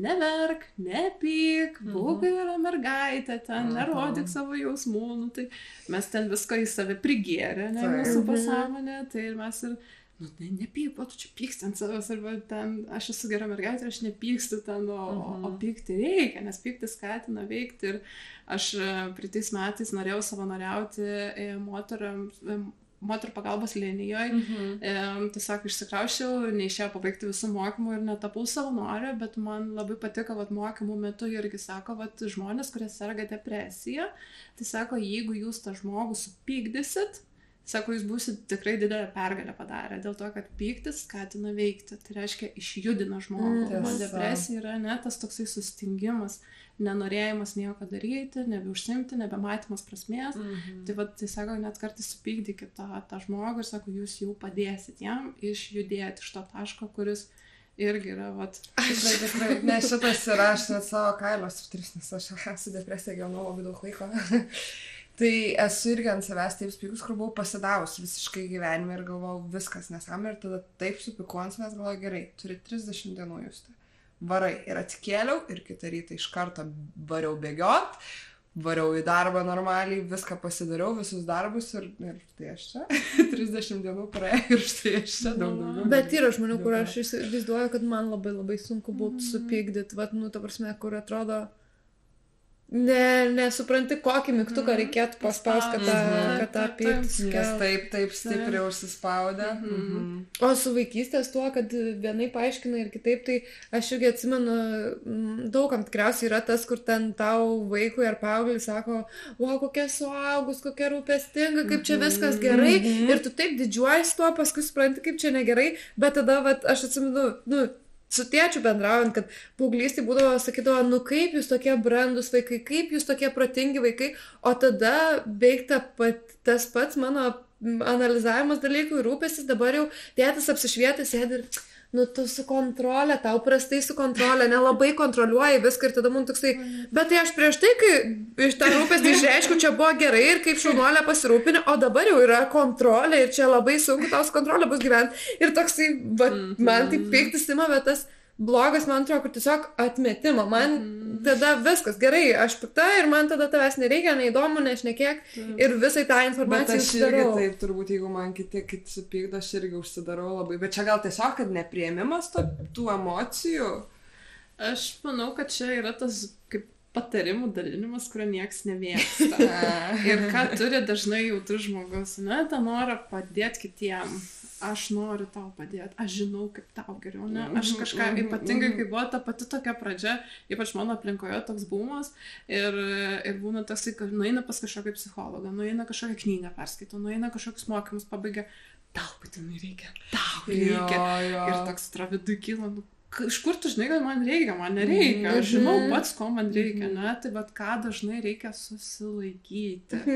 Ne tai, kad klausyti, priimti, kad man kažkas pasakė ir aš susinervinau, tai čia ne, kad mano problema yra, kažkas negali susilaikyti ir čia irgi vieta, kada nubrėžiam ribą, kad atsiprašau, bet man nepatinka, kai dalinami patarimai, jeigu man reikės, aš ateisiu, paprašysiu, ne? Tai vat irgi šitas, kad nepradėti analizuoti, kodėl aš susinervinu, kai man patarė, kad kažkas su manim negerai. Tai to žmogus požiūrio kampas, perspektyva, ne kažkokia tais projekcija, kaip aš galėčiau daryti gal geriau, bet iš tikrųjų tai aš gyvenu savo ir aš einu per savo, jeigu man kažko reikia, aš ateinu ir paprašau. Man reikia šito mokytis, aš kartais turbūt netyčia būna, kad ten ką nors bandau patarti irgi iš to geros pusės, tai dėl to dabar labai dažnai, jeigu jau šneku ir sakau, tai tu jeigu nori neklausyk, aš čia tiesiog, žinai, garsiai mąstau, tu jeigu nenori neklausyk, čia tiesiog mano yra išgyvenimai, jeigu kažką nori pasiimti, jeigu nenori nesiimti nieko,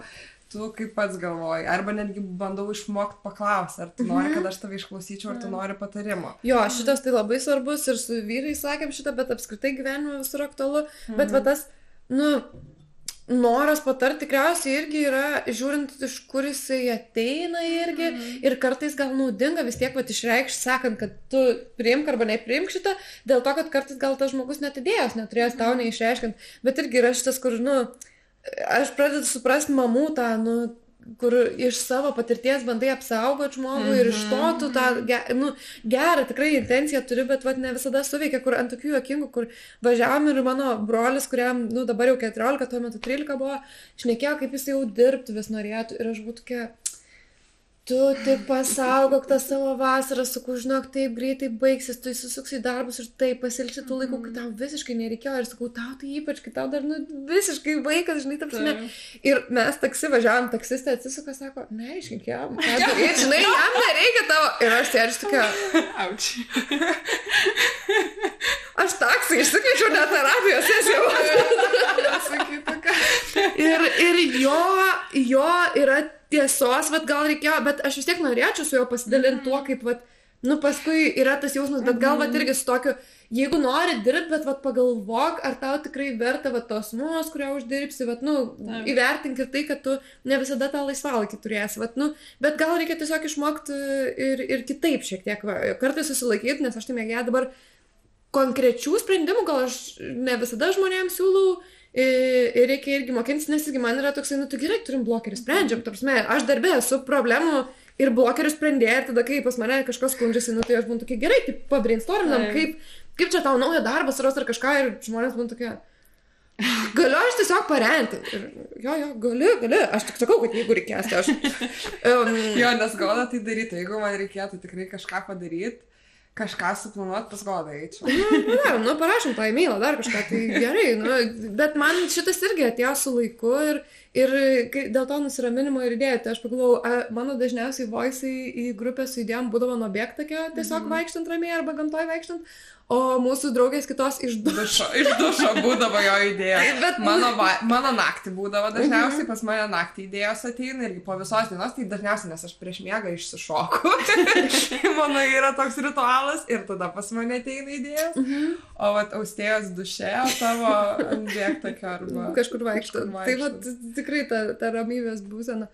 Bet nes aš dažnai mėgstu sakyti žmonėm, kad gal svarstai terapiją. Ne iš to, tavarsime toksai, nes aš kažkokį tokį turiu jausmą viduje, kad atrodo, kad visiems gal reikėtų pasibandyti. Tavarsime, ne tai, kad tau tikrai reikia, ne tai, kad tau ilgai reikės ar kažką, bet, ir ypač, ten būna, kad aš turi ten žmogų, kuris ateina tau ir pastoviai pasakoja, kaip jam ten deitinimas nesiseka.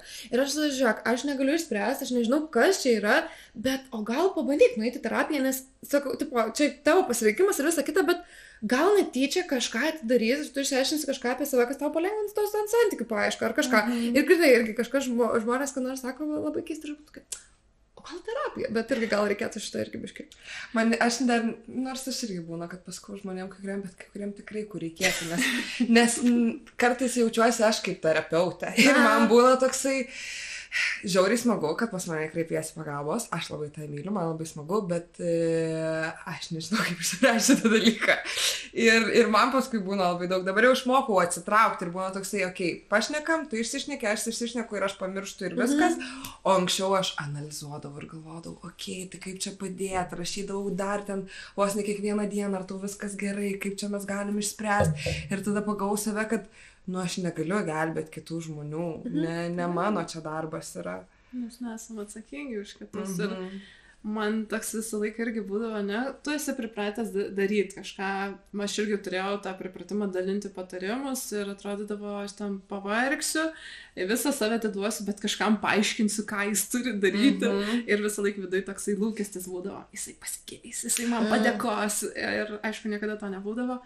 Ir galvoju, kažką tai reikia pakeisti. Aš turiu įprotį, kažko reikia užkeisti, nes kad susilaikyti nuo to bus sunku, kad nieko nesakyti, tai žmogus jisai pasakos, kaip jau ten žmogus dažnai ateina pasipasako, tiesiog jaučiasi saugiai atsiverti. Ir tada toks būna, tai gerai, tai ką čia dabar aš turiu tam žmogui padėti. Kaip aš galiu eiti pokalbį, kad aš nepavargčiau, nes patarimų dalinimas vargina. Galvojimas už kitą žmogų vargina, bet labai dažnai mes tokią meškos paslaugą padarom, kad mes negalim, mums nereikia padėti kitam žmogui susivokti, jisai turi ateiti pats. Mes neturim pasakyti, pas tave yra šitas ir tokio net tas žmogus turi pats ateiti, nes kai jisai pats ateis, jisai tada ir padarys pokytį, bet mes galim per aplinkui ir aš į ką pakeičiau, tai į tokius klausimus. O kaip tau atrodo, vasarą nori dirbti, ir kodėl tu taip nori, ar taip sugalvoji, ar tu gerai jausiesi, koks tavo tikslas yra. Labai dažnai reikia paklausti, pavyzdžiui, irgi, kai žmogus kažką pasako, tau negražaus kokį komentarą, ir tada tu ateini ir sakai, o su kokiu tikslu tu man dabar tai sakai. Ir, pavyzdžiui, irgi kitas žmogus jaučiu kaip ant manęs, jisai kažkokią turėjo gyvenimo situaciją ir jaučiu kaip negražiai ant kito žmogaus tiesiog varo, kaip jisai toks, kaip jisai jonoks. Aš labai esu negatyvai tiesiog nebeatspari, aš pati jau pradedu nerintis ir aš sakau, su kokiu tikslu man dabar tai sakai. Ar tu nori kažkokio pritarimo, kad su tavimi yra gerai, ar tu nori pritarimo, kad su tuo žmogumi yra blogai ir dažnai žmogus pasimeta. Nes jisai sąmoningai nesupranta, kodėl jisai taip elgiasi. Tai labai dažnai, koks tavo tikslas, paklausia, ką tu iš to gausi, ką toliau matai, tai per aplinkui, per tokius klausimus, tu nesugeri visų pirma į save tos problemos žmogaus ir visų antra, tu padedi žmogui susivokti. Nepasakydamas atsakymą, bet per aplinkui, kad žiūrėjau, gal čia, nes mes dažniausiai, kaip irgi būna, einam va taip, per aplinkui, bandom ir galiausiai vieną dieną vadaigai tašką. Taip. Tai va, tai šitas irgi, man atrodo, bent jau man asmeniškai pačiai kaip jautriam žmogui, kuris labai perimdavo kitų žmonių problemas, kuris tikėdavosi, kad jeigu aš išspręsiu to problemą, tu man padėkosi, labai daug prarasdavau tos energijos ant kitų, tai va tiesiog pasilieku savo energiją, jeigu žmogus nori mano patarimą, aš pasakysiu, kaip aš daryčiau jo situacijai. Bet šiaip tai aš tiesiog paklausinėsiu, ar tai yra tai, ko tu nori, ar kaip tu jautiesi. Labai geras daiktas ir visiems naudoju, rekomenduoju, išsisaugokit, pasidėkit matomų vietų emocijų ratą. Aš kaip pamačiau, aš buvau tokia, wow, aš nieko nežinau, nes manęs visada psichologija klausdavo, kaip jauties? Nu gerai, blogai, viskas, du atsakymai. Tai mes nemokam kalbėti apie savo jausmus, mes nemokam jų įvardinti. Ir aš irgi su savo draugu irgi būna, mes kaip prasidėjo mūsų ta draugystė, mes kalbėdavom telefonu ilgai ir irgi buvo, kaip jautiesi? Nu, nežinau, kaip įvardinti. Nu, sakau, gerai, viskas, imam emocijų ratą. Ir jisai jau sivdavo tą emocijų ratą ir aš irgi kartu žiūrėdavau ir įvardindavom tos jausmus ir toksai. Ir ateidavo tas suvokimas natūraliai, kas kelia, kas čia per įsitikinimas yra, tai visiems iki vieno emocijų ratas turi... Tai emocijų ratas turi būti ypatingai jautriam žmogui, kad nebūtų nežinau, kažkaip tais gerai, blogai, nu čia ne... Aš atsimenu labai gerai, kad, nežinodavau tų žodžių, tai aš savo psichologijai sakydavau, jūra, įsivaizduoju jūrą ir jinai visą tokią banguojantį, tai taip jaučiuosi. Jo, aš kaip nors per tokius vaizdus pasakydavau. Taip, tai va šitas trūksta to žodyno, va tas ir gaunasi, ne, jautrus žmogus rodo emocijas, kodėl čia taip jautri reaguoja, nereaguoja, nes kas, mes nesuprantam emocijų, mes nežinom, kaip jų įvardinti, mes nežinom, ką su jom daryti, kur jas padėti, neatsekam, kokios mintis sukelia tos emocijos, koks mūsų elgesys privedė į kitų emocijų, ne, va, tai emocija, jinai yra galutinis rezultatas to, kas buvo prieš tai. Tai va, tai ką sukilo emocija, aš tada ką darau, padedu save sureguliuoti savo nervų sistemą, ne, yra tų būdų labai daug ir įvairių, ieškau, kurie tiktų man. Ir tada, kai jau nurimstu, pradedu integruoti, žiūrėti, klausti, kodėl čia taip įvyko, ne, kokias mintis sukėlė man, ką turėčiau kitaip daryti kitą kartą, ne. Tai va... Labai primena man panikos lapus, kai man būdavo labai daug panikos priepuolių, tai mano terapeutė davė tokį panikos lapą ir ten irgi užsirašydavai. Ir va tas, kokios mintis kildavo ir kas būdavo šalia, kokioje situacijoje buvai, ar buvo kitų žmonių, ar buvai vienas. Ir tikrai pasibėjau anksčiau, naudodavau tos lapus, o dabar pastebiu, kad pati išmokus taip mintise pasidaryti visą šitą ir, tiesiog labai stipri savianalizė turi būti ir savistaba, kad tiek daug darbo iš tiesų, aš kartais kaip pagalvoju, tikrai taip smagiau būtų buvę gimti durnai blondinį ir nieko nežinot, nieko nesidomėt. Mes su draugė kartais pašnekėdam, kad bet kodėl mes ėjome šitą saviugdos kelią, kodėl, bet tu pačiu, ką žinau, tiek daug žinai, taip smagu, naujų pažįstamų, prasiplečia ratas ir taip, kad aš dabar daug laimingesnė. Jo, aš manau, kad žinai, kai yra tau blogas momentas, tai tu galvoji, kodėl aš čia, bet kai išaugi ir tada tu supranti, kad tu gal iš dalies laimingesnį ir lengvesnį galėjai gyvenimą biškį mažiau mąstydamas ir mažiau emocinių kažkokio intelekto turėdamas, bet tu dabar gal gilesnį ir kaip ir blogų momentų, bet ir gražių, gilių momentų irgi turi daugiau. Sugrįžtam prie to, kad visos emocijos yra geros emocijos, nėra blogų, blogų gerų, tiesiog, kad visas emocijos yra labai gerai išjaust. Ir neužgniauš nieko. Ir jos visos yra gražios savotiškai ir visos reikalingos. Va, tai taip pat kaip apie pyktą sakė, kad tikrai jisai varomoji jėga labai gera gali būti. O man liūdesys irgi galvoju labai gražu iš to, kad, tai jeigu tu liūdi, tai tu kažką stipriai, nežinau, gal kažko prieš tai stipriai gal džiaugiaisi ir praradęs liūdį, ar ten mylėjai ir liūdį, tai jisai, tai tada reiškia, kad tu turėjai stiprią gražią emociją, jeigu jinai tokį liūdėsi iššūkė, tai, Jo. Ir kiek daug gražių liūdnų dainų yra, arba filmų, Teisingai, kaip galima taip, viską taip, išjausti. niekad laimė tiek negrebė, kiek liūdesys ir man būna, nei man liūdna, nei ką, bet man kartais irgi taip patinka tas dramatiškas dainas. Ten, žinai, dainuoji ten apie kažkokius ten griūnančias meilės ir visokius dalykus, kur ten niekad būna nejautęs, bet vis tiek švarai, žinai, va tą gridai. O visas tos dainos, filmai dramatiškai, eilės iš ko gimsta, va, iš tos skausmo, iš to pykčio, iš kažkokios, tai va, tų gilių emocijų, kurias mes norim vengti, nors iš tikrųjų jos kiek daug neša to gylio, tai tikrai reikia ir va, irgi įdomus dalykas yra, kad, nu, va, tie kūryba, ne, visa, tai labai dažnai ir ateina iš jautraus žmogaus, nes jisai jautrus žmogus giliai jaučia, jau jeigu jam skauda, tai, nu, jis jau tai va, ir dažniausiai per tą meną, tai jisai atiduoda tas emocijas, jisai padeda savo išjausti, susitvarkyti su to ir tuo pačiu, nu, kitiem.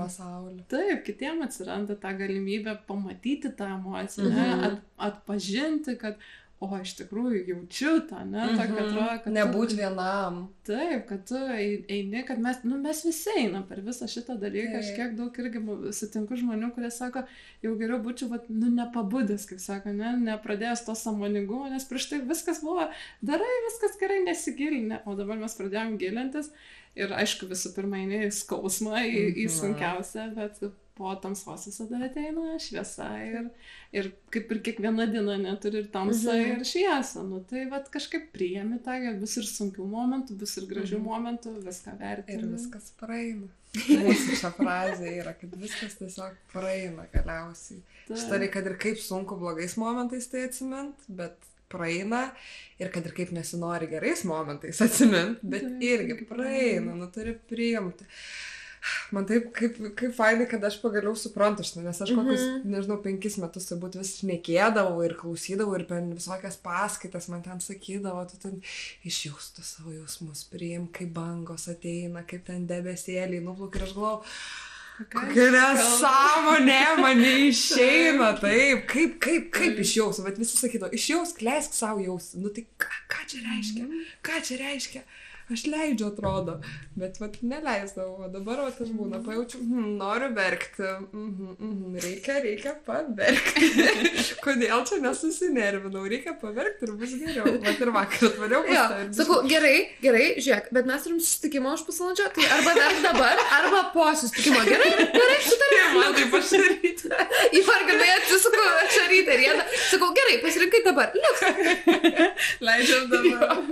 Tai va čia irgi kaip minėjau, apie pyktį, ne, kad supyksti ir atrodo nori verkti, tai va, jau mūsų organizmas natūraliai jau jisai nori susireguliuoti, jau jisai nori paleisti tą pyktį, kad nereikia jo laikyti, nes irgi prasideda paskui va, visos tos ligos irgi mūsų, ne, ir, pavyzdžiui, tu jautiesi blogai, ateini pas gydytoją ir sako, tavo tyrimai geri. Man tas būdavo visą laiką. Nu, ir o kas čia? O psichosomatika yra žiauriai daug lemiantis dalykas ir, nu, nes aš atsimenu, man tėčio žmona kažkada sako, taigi tu tiek ligų gali ten išsigydyti, žinai, ten vat, per meditacijas ir visą kitą, ir aš kaip tokia labai žemiškas ir mokslo žmogus atsimenu sėdėdavau ir būt, ką tu vėžį gydysi, tausme, apie ką mes šnekam, bet, nu, vat yra, ir vėlgi, visame turi būti balansas, jeigu tu bandysi viską išgydyti tik tai galvodamas, nu, tai tikriausiai ten tau kažkoks auglys nedings, nu, ta prasme, bet jeigu, vat, supranti, kurios ligos yra toj krypty, tai tikrai gali daug pasidaryti su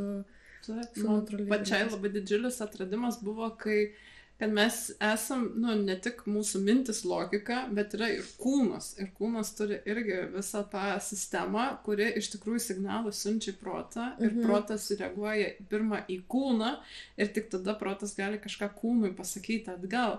Bet didžiąją dalį mes iš kūno priimam, ne? Ir, pavyzdžiui, jeigu būnam labai sustingę, kodėl sako labai judėjimas gerai, mankštintis, ne? Kuo daugiau judi, tuo lengviau čia, tuo paprasčiau. Tai va ir ta pati psichosomatika irgi, ne, kad ne meditacijom būtinai, bet kažkokiais specialiais judesiais. Kvėpavimu, taip. Tai va tas irgi, kad reikia nepamiršti savo kūno. Mes dažnai einam, kad ir, nu, pas psichologą gerai, aš irgi skatinu, bet tu daugiausiai dirbi proto. Taip, tai va reikia kažką ir su kūnu daryti, ne? Jo, tai kad kūno nepamiršti, tas tikrai labai labai svarbus. Aš pastebiu, dabar paskutinius metus turbūt buvau labai sustelkusi savo psichologiją ir emocijas ir vidų ir dabar jaučiu, kad mano kūnas jau toks apstingęs, kur aš anksčiau galvodavau, tai aš čia žiauriai sportiškai, aš čia viską galiu ir dabar pamėginau pabėgioti kažkada ir buvau tokia, okei, apleidau. Jo, balansas vėlgi, nes, ta prasme, jau tu visą laiką irzlus, tai gal tau miego trūksta, gal tau mityba netinka, ten dar kažkas, ta prasme, bet man kartais toks yra nervas ima ant kiek, reikia, jeigu jau pradedi, tai tada atrodo apie viską reikia galvoti ir man viskas čia netinka, man reikėtų ir namus keisti, ir šalį realiai keisti, ir vitaminus visus gerti, ten tų papaldų 1000 realiai, jeigu pradedi ten gilintis, nes vienas čia sakė Q10, kitas ten dar kažką, ten mityba irgi, tas netinka, anas netinka, viskas netinka, žinai, kur aš šiandien sėdžiu, galvoju, sako, kaip norėčiau picos, ir ateina draugė žinutė apie tai, kaip jinai dabar pasijungus yra gliukozės ten aparatą, nes bando žiūrėti, kaip jai, kokį damage padaro, koks maistas. Jis sako, tu neįsivaizduoji, kaip blogai pica, ta prasme, ten 3 blogiau negu paprastas, ta prasme, spaikas nuo maisto, tai pica tenai ir tave atjungia ir tada, kai pradedi galvoti, kad tada tu ten ardosi ląstelės, aš tokia sėdžiu. Išgerk. Ardosi ląstelės nuo picos, ta prasme, man dabar tą reikia pradėti galvoti. Kodėl Italijoje prieš pizzą yra atnešamos salotos? Aš tą patį sakiau, kad aš galvoju, jeigu aš kombinuosiu salotą su pica, tada tikriausiai išsilygins, nes aš atsimenu, kai aš... Dar actą, jeigu gersi prieš tai išsilygins. Dėl actų irgi tokių yra niuansų. Jo? Čia man va tiek žmonių, tiek nuomonių. Taip, ką tu ką tik pasakai, taip skamba stresas. Ne? Taip, aš turiu tą, ir tą, ir kaip tą suspėti, tai va čia yra stresas. Taip. Dėl to yra labai savo pasakyti, stop. Sąmoningas, ne? Stop technika yra, kad stop, palauk ir kas tada pasijungia mūsų, tas vidinis balsas, intuicija, ne? Kad vieną darbą vienu metu, nes tas multitaskinimas, jisai yra stresas, kad aš turiu viską vienu metu padaryti, nes kitaip bus, bus labai blogai. Tai tai mums reikia vienu metu, gerai, aš dabar kažkokią mitybą pakeisiu ir viskas ir aš leidžiu, nes dažnai būna, kad mums vieną padarom ir susitvarkom. Yra rinkoje labai daug visokių kaip mes problemą galim išspręsti būdų, nebūtina jais visais naudotis. Reikia kažkokį pajaus, ką man dabar šiuo metu reikia ir kažką pradėjus taikyti, labai dažnai viskas ir susitvarko, bent jau didžioji.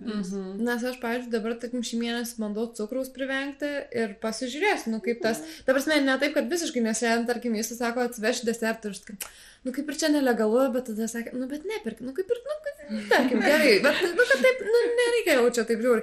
Bet, nes, tarkim, aš kai daktarės paklausiu, ką daryti, man reikėjo to odą sutvarkyti ir aš manau, kad čia hormonai ir gal čia problema, jinai buvo tokia, žinai, kas tau padėtų? Nėštumas. Wow. Ir aš sėdėjau tokia. Įdomus variantas. Čia man irgi buvo negirdėtas toks problemos sprendimas. Ne, tai žinoma, tikrai ne. Kada nors gal pabandysiu. Nesakom, bet kiek problemų po to atsiranda, kiek streso, kiek nemigos. Finansai, jo, gradai, ta prasme, būna dantis žmonėms. Ne, čia... Kas yra svarbu, neklausyti savęs, tau pasako, tavo problemos sprendimas yra nėštumas, o tavo viduje atmetimo reakcija. Tu sakai, ne, aš nenoriu, ne man dar nelaikas. Ta prasme, tai reiškia, tai nėra tavo sprendimo, tai yra to žmogaus, kuris žiūri iš šalies. Tai reiškia, reikia ką daryti, grįžti į save, nusiraminti ir tada paklausti. Bet ko mes dažnai nedarom, ne? O kaip norėčiau aš? O kaip situaciją išspręsčiau aš? Ne, mes kažkaip einam į išorę, pas gydytoją, pas mamą, pas tėtį, pas draugę, ne, pas kolegą. Nes kaip smagu yra atsakomybė nusimest nuo savęs. Aš atsimenu, man atrodo, aš kaip įgnėjau mokyklą, aš su tavais buvau tokia, tai ką visgi, aš kaip ir žinau, ką aš noriu studijuoti, bet tai ką visgi studijuoti kažką. Ir tėtis sakė, jeigu aš priimsiu už tave sprendimą, tu paskui manęs nemėgsi.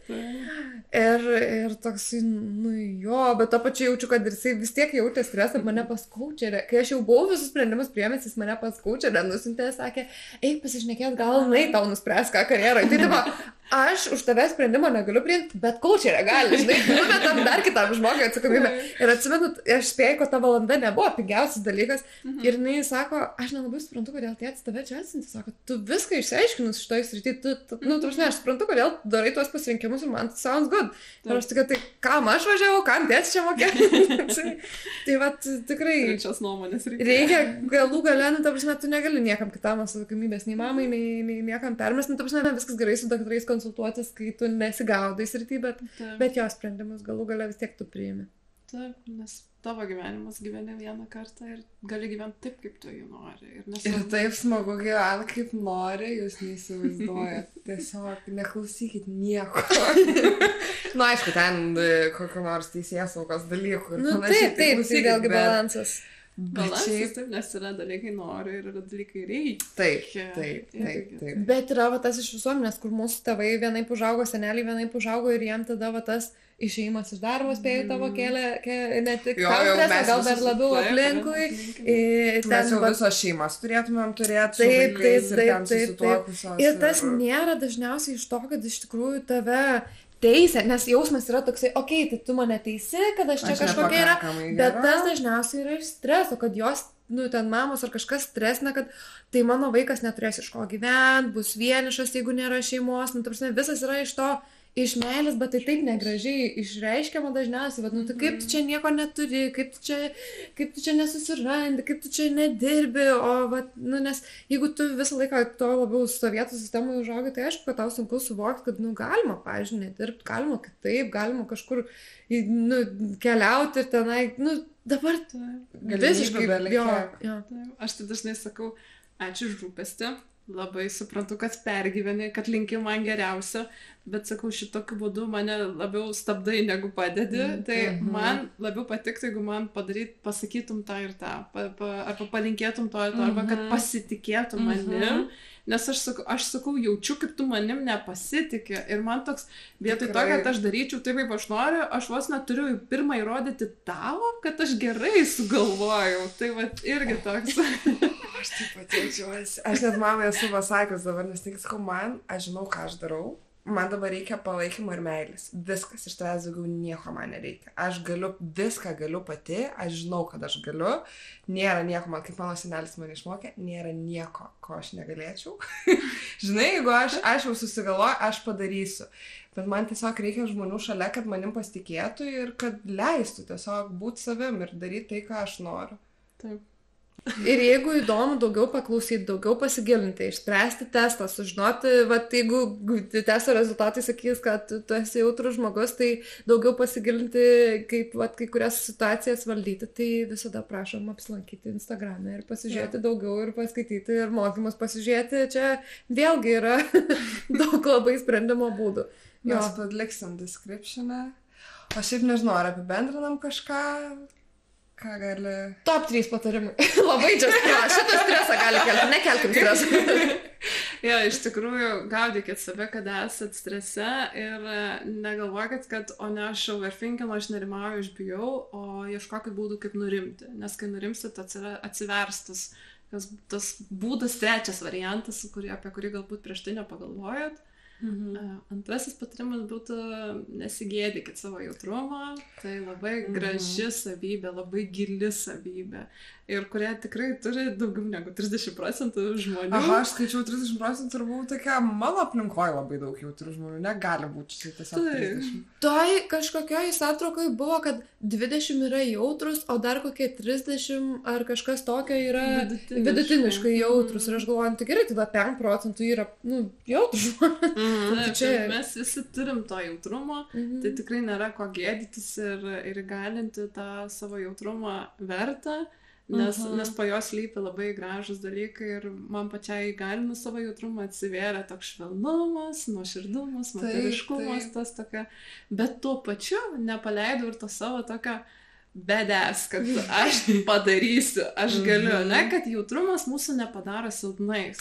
Va šitas labai svarbu, nes aš irgi anksčiau galvodavau, kad aš tiesiog labai silpna, kadangi aš pastoviai verkiu, tai aš esu silpna, bet man pradėjo netgi dažnai vyrai šeimos sakyti, kad ne, jūs tu kaip tik esi stipri, aš neatsimenu, kad aš paskutinį kartą verkiau, čia kaip tik yra labai stipru ir aš buvau, nesąmonė, bet dabar pradedu priimti, kad jo, taip, čia yra mano super galia, aš Taip, paverksiu, mes galim būti jautrus, bet mes galim būti ir kieti. Ir padaryti geriau negu kiti, dėl to, kad jautrus žmogus, ką jis atkreipia dėmesį į detalės ir jis pastebės dalykus tos, kurios praleidžia daugumą. O trečiasis patarimas būtų tiesiog, kad rūpinkite savo jausmais, mokykitės juos atpažinti. Emocijų ratas tas. Taip, mūsų kalbėtas. Mokykite, nevenkit jausmų, neslapinkit, būkit sąmoningi savo jausmams ir pamatysit, kaip pasikeis gyvenimo kokybė. Tikrai, jeigu ignoruoji savo jausmus, tai tada ir toks ir vaikšti visas išsimėtęs, bet kai pradedi suprasti tos jausmus, iš kur jie kyla, kokios patirtis, kokios mintis jos kelia, tai tada prasideda daugiau spalvų gyvenime atsiranda. Taip, atsiranda ir lengvumas, toks, kad, jaučiu, gerai, viskas pajausiu, praeis, eisim toliau. Tai va, tai su tokiu lengvumu, paprastumu. Ačiū tau, Egle, ačiū, kad atvažiavai pas mus. Labai smagu. Ir naudingų dalykų išgirdau, reikia tik tai pabiški neteis savęs, jeigu neiškart gas, bet pabiški įtraukti į savo. Mes dar čia karpysim, mes išgirsim dar ne kartą viską. Gerai, viskas ateis su laiku, tai ačiū Jums labai, kad pakvietėt mane, labai buvo smagu, prasminga ir tikrai jaučiuosi įsikvėpusi, ne kad pavargusi, bet kad įsikvėpusi, tai tas manau labai. Čia geriausias dalykas, kurį galima išgirsti iš svečio. Ačiū. Super, ačiū Jums. Iki kitų kartų prie nealkoholinio vyno taurės. Va taip.